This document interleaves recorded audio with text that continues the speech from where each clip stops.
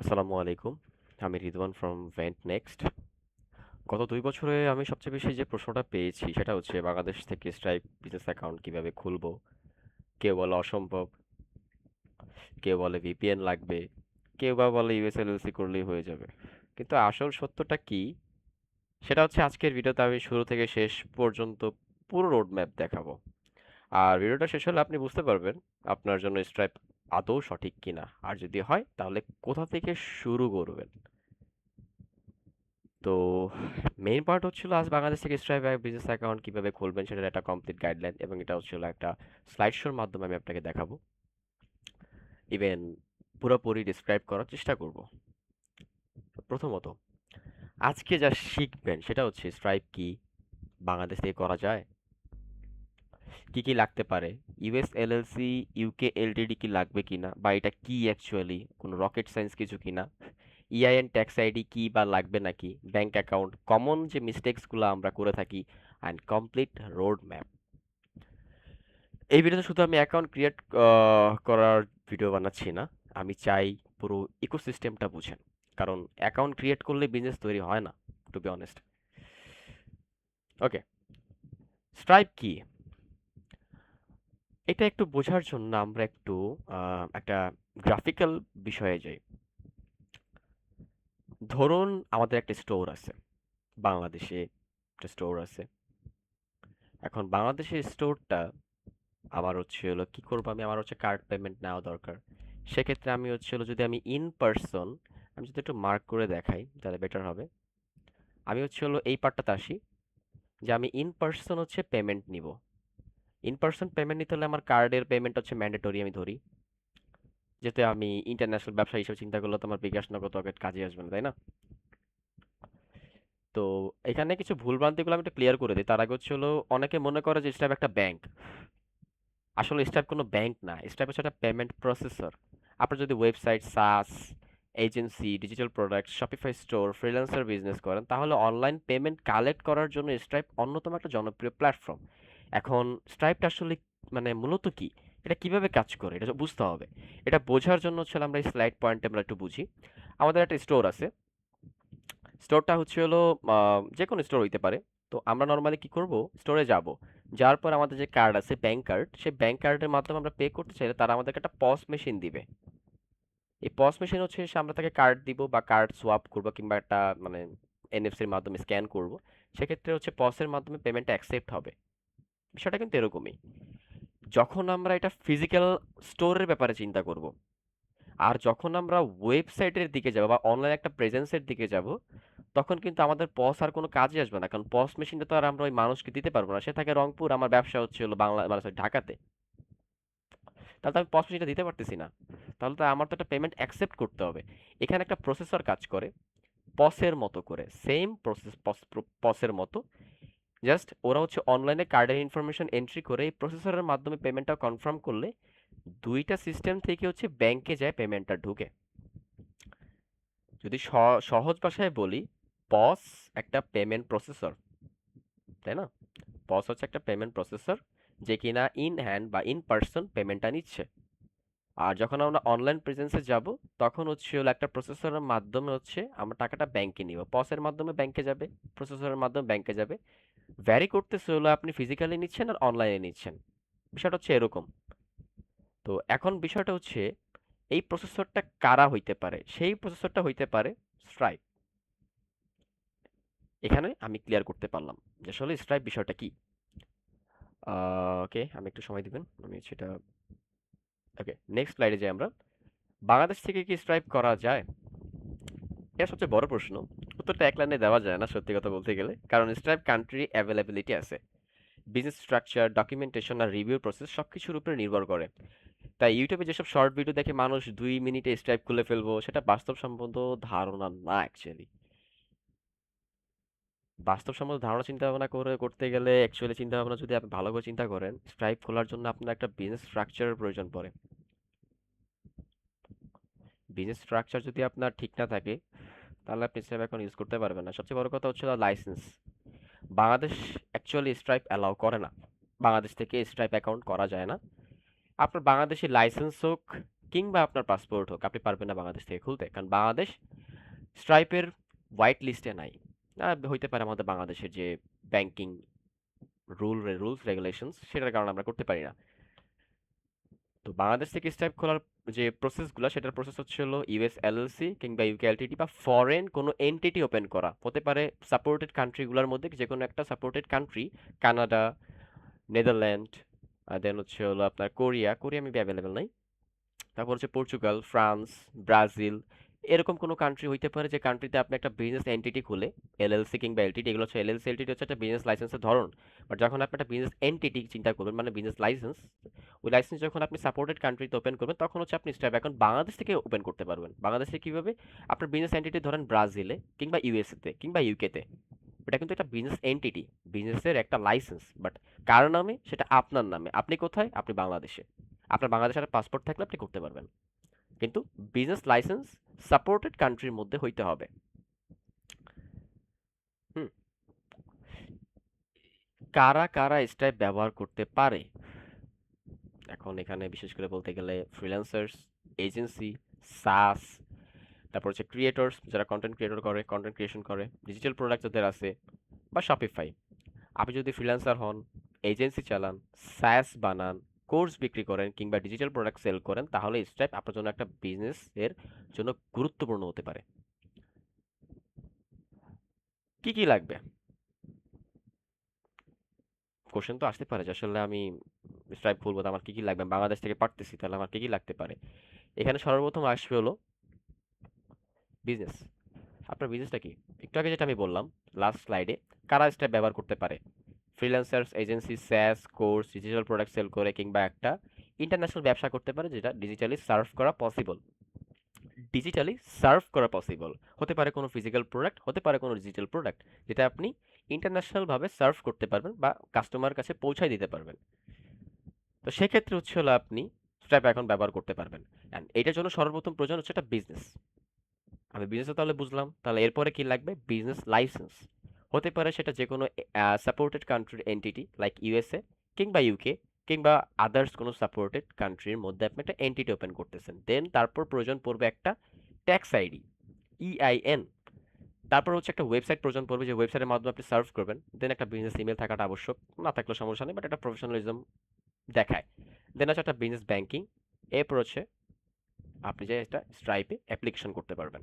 এই জিনিসগুলো দরকার হওয়া, মানে দরকারি জিনিসপত্রগুলো যখন আপনার হাতে চলে আসবে, একটা বিজনেস, একটা লাইসেন্স, একটা ট্যাক্স আইডি, একটা ওয়েবসাইট, একটা বিজনেস ইমেইল, একটা বিজনেস ব্যাংক, এরপর হচ্ছে আপনি একটা স্ট্রাইপে অ্যাপ্লিকেশন করতে পারবেন। ডাজেন্ট ম্যাটার আপনি বাংলাদেশে আছেন কিংবা ইন্ডিয়াতে কিংবা নেদারল্যান্ড বা পাকিস্তান বা ফিলিপাইন কিংবা আপনি মঙ্গল গ্রহে থাকেন, কোনো সমস্যা নেই। আপনার একটা পাসপোর্ট থাকলে আপনি করতে পারবেন।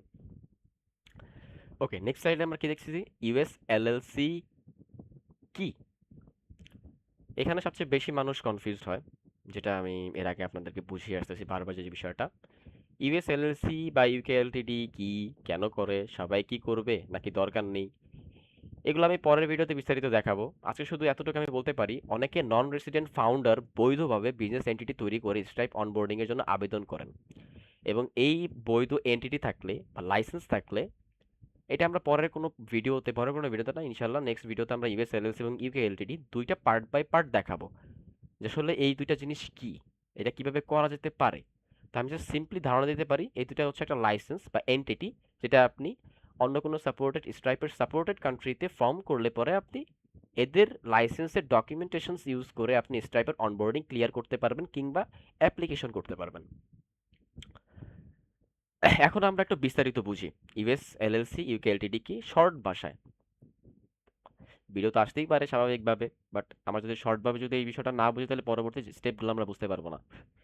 আপনার একটা বাংলাদেশে এন্টিটি আছে, হতে পারে যে কোনো এন্টিটি, হতে পারে কোনো একটা ব্যবসা, হতে পারে কোনো একটা দোকান।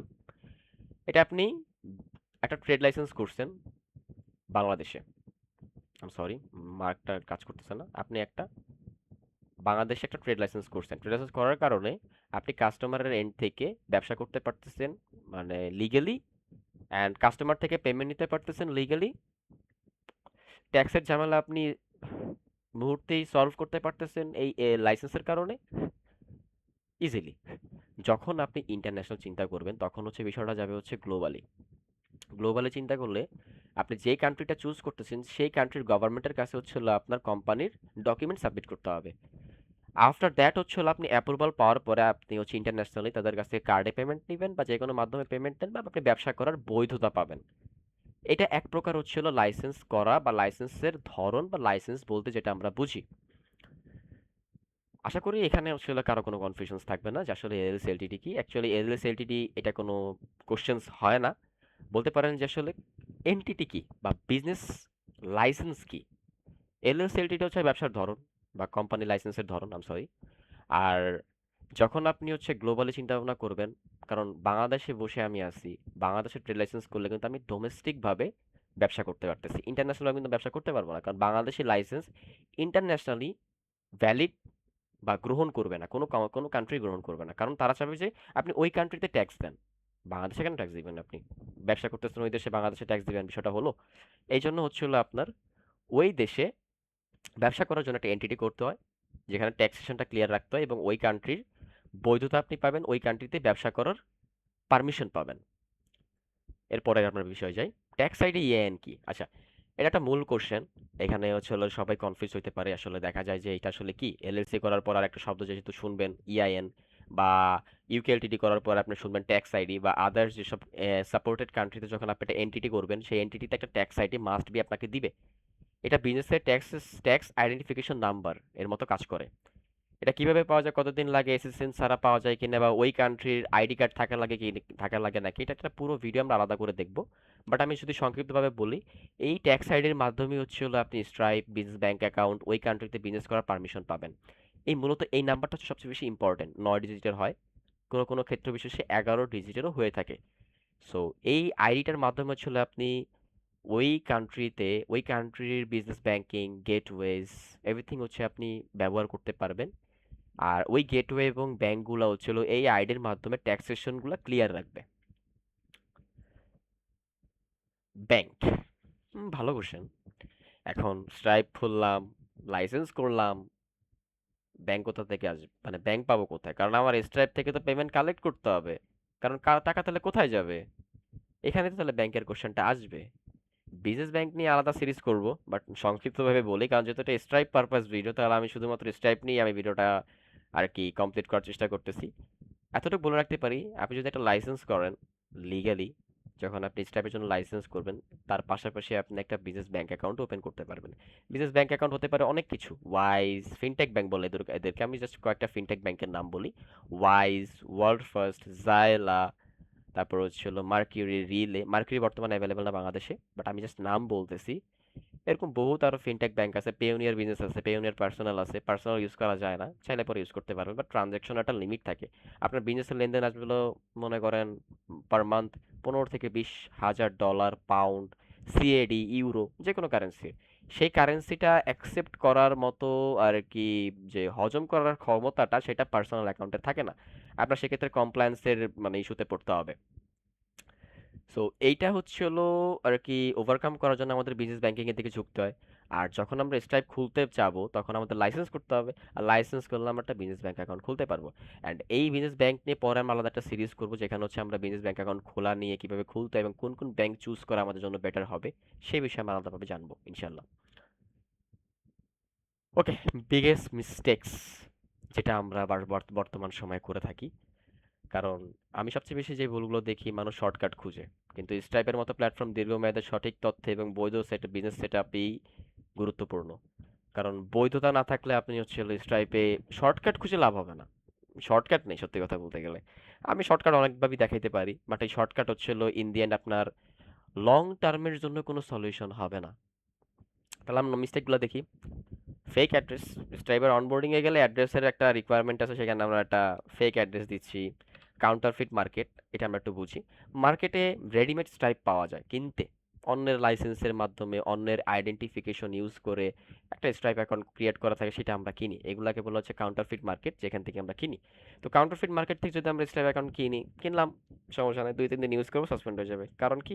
কারণ ওই অ্যাকাউন্টটা আপনার না। আর স্ট্রাইপের মতো বড় একটা প্ল্যাটফর্ম, ধরতে পারবে না? আপনার কি মনে হয়? আপনিই চালাক? চালাক তো তাদের মতো প্ল্যাটফর্ম তারা। তারা পুরা সিস্টেমটাকে মনিটরিং এর মধ্যে রাখে। আমরা নিজেরাই লিগালি ব্যবসা করতে গেলে আমাদের অনেক সময় অনেক হ্যাসেলে পড়তে হয়। কিন্তু আমরা লিগালি থাকার কারণে সেই প্রবলেমগুলো আমরা সর্ট আউট করে ফেলতে পারি। The reason? রিজন হচ্ছে আমাদের কাছে complete documentation, business identity, portfolio সব থাকে। রং বিজনেস টাইপ, হ্যাঁ এইটা একটা পারফেক্ট কোশ্চেন। আপনার বিজনেস যদি মনে করেন লো রিস্কের মধ্যে পড়ে, low risk, mid risk, high risk বিজনেসের একটা ক্যাটেগরি।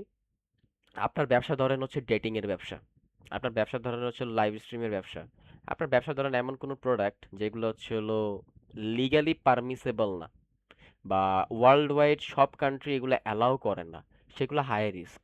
মিড রিস্ক কোনগুলো? কিছু কিছু কান্ট্রি আপনার ওই ব্যবসাটাকে অ্যালাউ করে। লো রিস্ক কোন বিজনেসগুলো? ডিজিটাল ব্যবসা হইতে পারে, ডিজিটাল প্রোডাক্টস, যেমন ধরেন পড়েন আপনার হচ্ছে হলো সফটওয়্যার, স্যাস প্রোডাক্টস, যে কোনো কিছু, ফ্রিল্যান্স সার্ভিসেস, কনসালটেন্সি, কিংবা হতে পারে হচ্ছে হলো আপনার ফিজিক্যাল প্রোডাক্টস, যেমন হচ্ছে হলো ই বুক, এগুলো সরি ই বুক তো ডিজিটাল, ফিজিক্যাল বুকস বা shoes, ক্লথিংস, retail products, medical services, এগুলো কিন্তু low risk business type. So আপনার বিজনেস টাইপ যদি মনে করেন লো রিস্ক হয়ে থাকে, সেক্ষেত্রে আপনি স্ট্রাইপের দিকে ঝুঁকতে পারেন, মিড রিস্ক যাইতে পারবেন, সমস্যা নেই। বাট হাই রিস্ক বিজনেস নিয়ে আপনি কোনো সময় স্ট্রাইপ ইউজ করতে পারবেন না।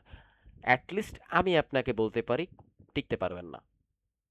রং ডকুমেন্টস, ডকুমেন্ট এখন আমরা বাঙালি ভাই, সত্যি কথা বলতে গেলে সবাই টুকটাক এডিটিং জানি। দেখা যায় আমরা পিডিএফ এডিটর দিয়ে বা অন্যান্য হাই যে হাই এন্ড টুলসগুলো আছে, টুলসগুলো ইউজ করে আমরা মেটা এডিট করে, আমরা ডকুমেন্ট এডিট করে আমরা দিতে পারি। ঠিক আছে, আপনি স্ট্রাইপ অ্যাকাউন্ট পাবেন, সেইভাবে সমস্যা নেই। যখন আপনার স্ট্রাইপ ভেরিফিকেশন চাইবে, ঠিক আছে, তখন তারা হচ্ছে এই বিষয়গুলো খুঁটিয়ে দেখে। তখন দেখবে কি আপনি হচ্ছে হলো ভুল ডকুমেন্ট দিচ্ছেন, কিংবা আপনি এডিটেড ডকুমেন্ট দিচ্ছেন, কিংবা আপনি ফেক ডকুমেন্ট দিচ্ছেন। সেক্ষেত্রে হচ্ছে হলো আপনি অ্যাকাউন্ট তখন সাসপেন্ড হয়ে যাবে। আপনি $5,000-6,000 ট্রানজাকশন করছেন, স্টেপ অ্যাকাউন্ট সাসপেন্ড করে বলবে কি এই এন্টিটি তো আমরা দেখছি না কোথাও, আপনি এন্টিটি কোথা থেকে পেলেন, বা আপনি এন্টিটির লিগ্যাল ভেরিফিকেশন ডকুমেন্টস দেন, দিতে পারবেন না, $5,000 আপনার শেষ, উধাও। পুর বিজনেস ডেসক্রিপশনস, আপনার ব্যবসার একটা মোটো বা একটা ডেসক্রিপশন থাকে, যে ডেসক্রিপশনটা ভ্যারি করে হচ্ছে হলো আপনার পুরো ব্যবসার মূল ধারাটা, বা ব্যবসাটাকে পুরো আইডেন্টিফাই করে ওই ডেসক্রিপশন। বর্তমানে এআই আছে, ক্লড আছে, চ্যাট জিপিটি আছে, ইউজ করতে পারেন। ইউজ করে আপনার ব্যবসার ডেসক্রিপশনটা যতটুকু পারেন স্ট্রং রাখার ট্রাই করবেন, যাতে স্টাইপ বুঝতে পারে আপনি কোন প্রোডাক্ট সেল করেন। এই ভুলগুলো আমাদের এড়াইতে হবে, না হলে কিন্তু আমরা মানে সামনে গিয়ে লং সাস্টেনেবল কিছু পাবো না। আচ্ছা, এরপর হচ্ছে হলো কমপ্লিট রোডম্যাপ।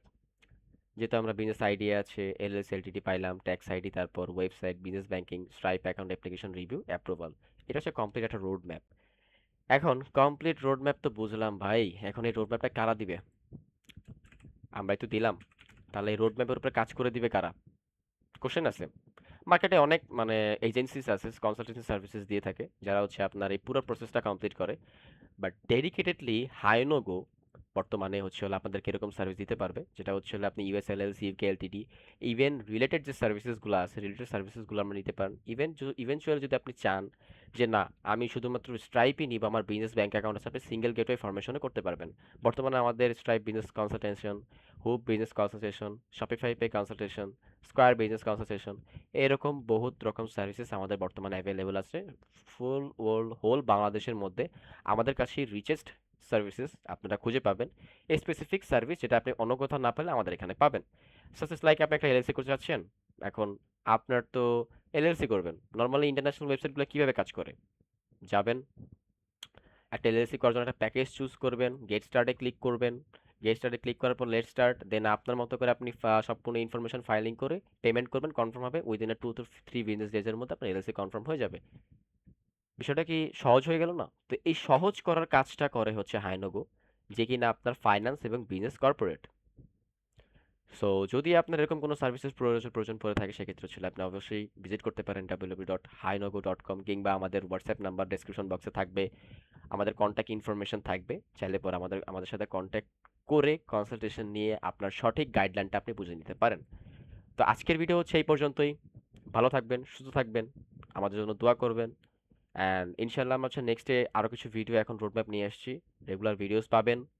ততক্ষণ পর্যন্ত ভালো থাকবেন, সুস্থ থাকবেন, and till then take care, goodbye, আসসালামু আলাইকুম।